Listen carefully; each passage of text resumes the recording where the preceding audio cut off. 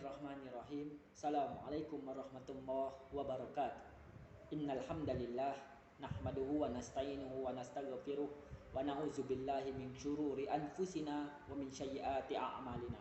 May yahdihillahu fala mudhillalah wa may yudhlil fala hadiyalah. Asyhadu an la ilaha illallah wa asyhadu anna Muhammadan abduhu wa rasuluh la nabiyya ba'da. Amma ba'du. Alhamdulillah, pada kesempatan kali ini kita ucapkan puja dan puji syukur atas kehadiran Allah Subhanahu wa taala yang mana telah memberikan kita kesempatan sehingga kita dapat melaksanakan aktivitas kita sehari-hari sebagaimana mestinya. Dan juga salawat berserta salam tak lupa pula kita hadiahkan kepada baginda kita, junjungan kita, habibana wa nabiyana Muhammad sallallahu alaihi wasallam dengan mengucapkan Allahumma shalli ala sayyidina Muhammad wa ala alihi Muhammad. Alhamdulillah, baiklah, untuk mempersingkat waktu, saya ucapkan terima kasih kepada dosen pengampu mata kuliah Filsafat Pendidikan Islam yang mana telah mengajarkan kami berbagai materi mengenai filsafat pendidikan Islam. Maka pada kesempatan kali ini saya akan mengumpulkan tugas UAS, ujian akhir semester, yaitu membuat video mengenai soal-soal yang telah diberikan oleh ibu dosen kita. Nah, baiklah, untuk mempersingkat waktu, langsung saja ke saya jawab, yaitu pada pertanyaan pertama di situ dipertanyakan bahwa sebagai perguruan tinggi Islam itu ada eksistensinya di dunia.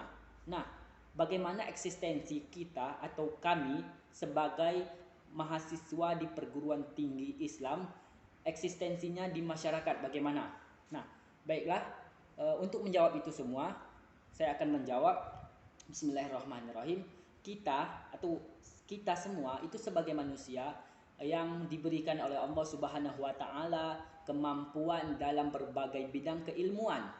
Nah, maka haruslah kita menjadikan apa yang diinginkan oleh Allah dan Rasulnya.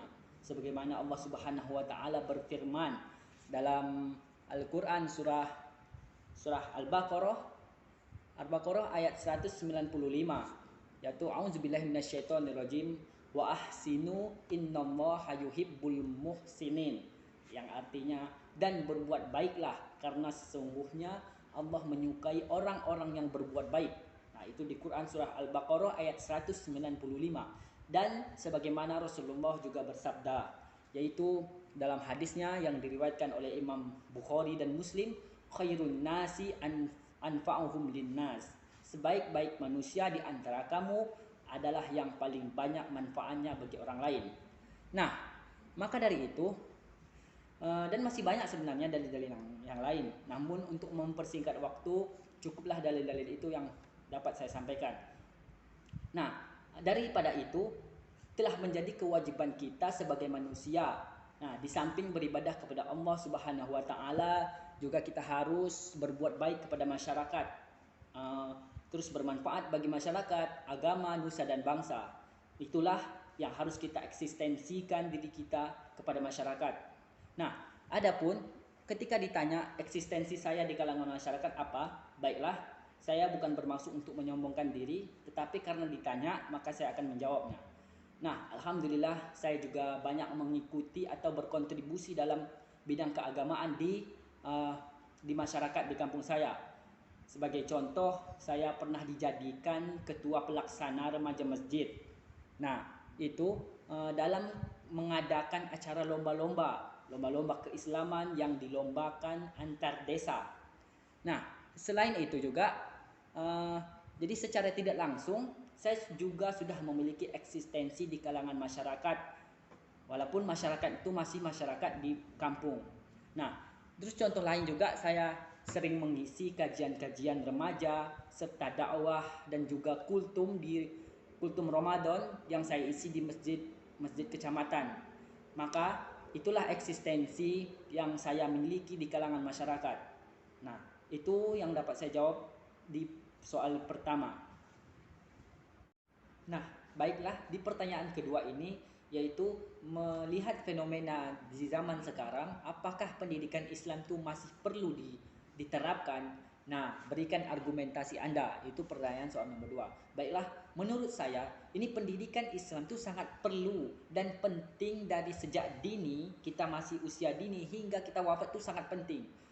Apalagi di zaman sekarang yang dimana akhlak, adab serta ilmu pengetahuan Islam itu sangat menipis diakibatkan perkembangan zaman yang membuat ilmu pengetahuan Islam serta adab dan juga akhlak itu tercampur dengan era-era barat atau era-era kekinian. Padahal Allah Subhanahu wa taala itu telah memberikan peringatan kepada kita semua sebagaimana Allah Subhanahu wa taala berfirman yaitu dalam Quran surah Al-An'am ayat 44. A'udzubillahi minasyaitonirrajim. Falamma nasu ma zukiru bih fatahna 'alaihim abwaaba kulli syai' hatta idza farihu bima utuhu akhadnahum baghtah fa idza hum mublisun. Sadaqallahul azim. Yang artinya maka ketika mereka melupakan peringatan yang telah diberikan kepada mereka, kami pun membukakan semua pintu-pintu kesenangan untuk mereka.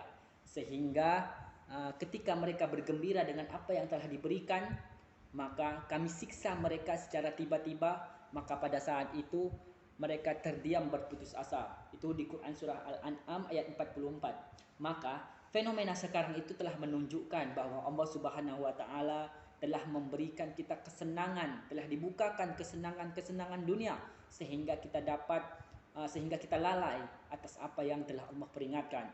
Dan maka dari itu perlu adanya pendidikan Islam untuk mendakwahkan orang-orang yang telah lupa terhadap peringatan yang Allah berikan itu. Nah, terus juga terkhusus ilmu agama itu sangat penting kita terapkan di masa sekarang. Jadi itu argumentasi saya mengenai jawaban nomor 2. Nah, soal ketiga yaitu sebutkan pendapat Muhammad Iqbal mengenai pendidikan dalam menghadapi tantangan zaman.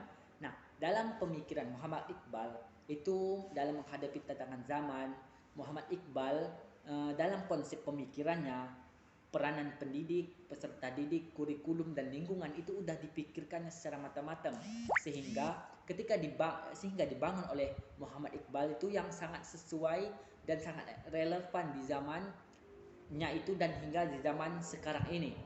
Hanya saja perkembangannya secara yang kita lihat itu belum sempurna. Karena apa? Karena banyak terbentur dengan metode-metode dari luar.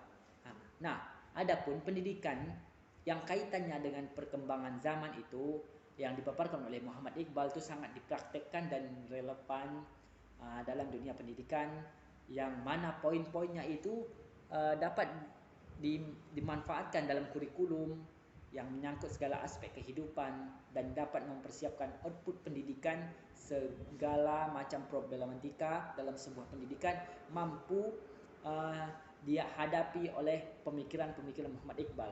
Maka dari itu pemikiran Muhammad Iqbal cocok diterapkan di masa lalu, masa sekarang dan masa yang akan datang. Itu yang dapat saya jelaskan mengenai soal nomor 3. Nah, baiklah kita lanjut ke soal keempat, yaitu filsuf mana yang menjadi favorit Ananda, itu soalnya. Nah, baiklah di sini saya memfavoritkan filsuf itu filosofi yang namanya Plato, yaitu dia lahir di tahun 427 sebelum Masehi dan meninggal tahun 347 sebelum Masehi. Nah, mengapa saya suka beliau? Alasannya adalah Plato ini seorang filsafat yang dan matematikawan asal Yunani. Ini penulis filosofikal atau dialogus dan pendiri dari akademik Platonik di Athena. Nah, pemikirannya itu ialah dia mengatakan bahwa ide adalah sesuatu yang tidak keluar dari pemikiran manusia, melainkan pemikiran itu adalah sesuatu yang dihasilkan oleh ide. Nah, itulah yang disampaikan beliau yang menjadi ketertarikan saya kepada beliau.